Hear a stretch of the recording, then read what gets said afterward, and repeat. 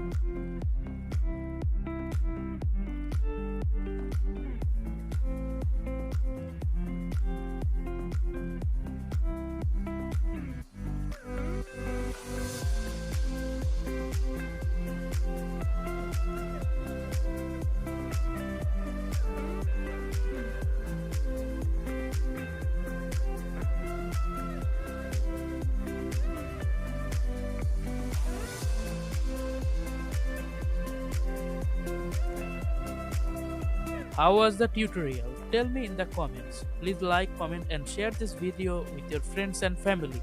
Also, please subscribe and don't forget to click the bell icon for more videos.